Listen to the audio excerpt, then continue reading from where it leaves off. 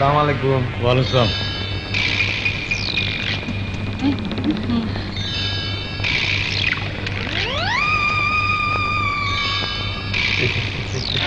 শিকদার সাহেব কোন কামের জন্য আইছে? মনে হয় কোনো ভেজাইল্লা কাম। বিলকুল। এই ধর, এই সিগারেট।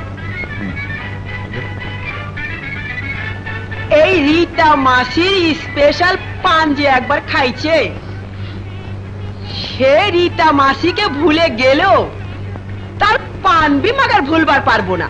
লিন সিকদার সাহেব।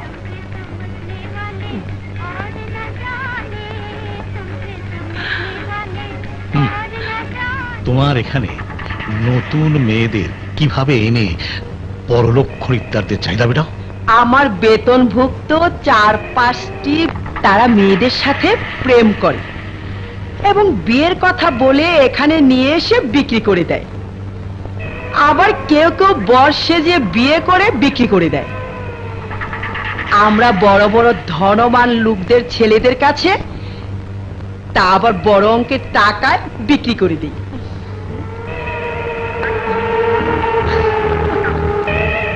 বুঝছো? বুঝতে পেরেছি, বুঝতে পেরেছি। বিয়ের প্রস্তাব নিয়ে যেতে হবে তো। ওরফে লাইলার বিয়ের প্রস্তাব নিয়ে এসেছি। লাইলা বানু, শায়লা বানু বাবা, আপনি কোথায়?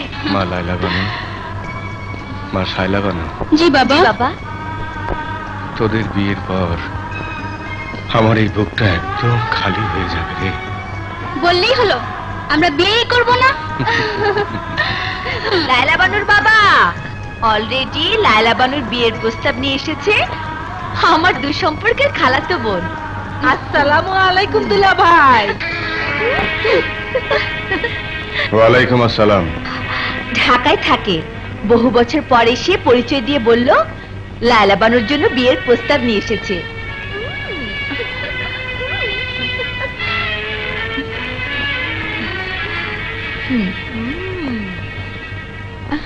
ছেলে কি করে? ছেলে সরকারি কলেজের বাংলা বিভাগের প্রফেসর। কোন কলেজের? কতদিন চাকরি হয়েছে? বাবা মা জীবিত না মৃত? ক ভাই বোন? ওরা কি করে? ঢাকা মহানগর কলেজের।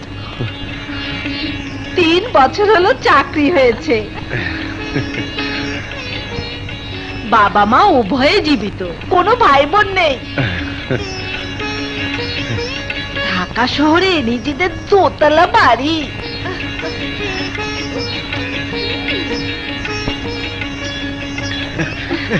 ছেলেপক্ষ কবে, কোন সময় দেখতে আসবে? আপনি রাজি থাকলে আগামীকাল। কখন? বিকেল বেলা।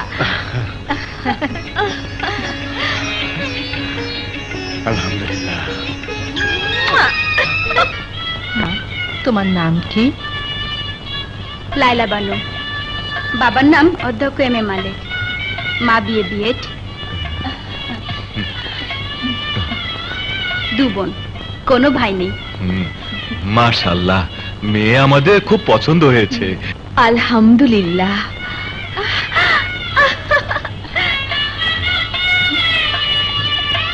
আপনি রাজি হলে তো আর হবে না, আমাকেও রাজি হতে হবে।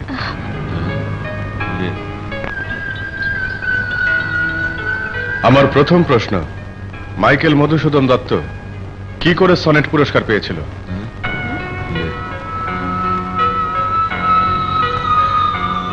কপোতাক্ষণত কবিতা লিখে। উত্তর সঠিক হয়েছে।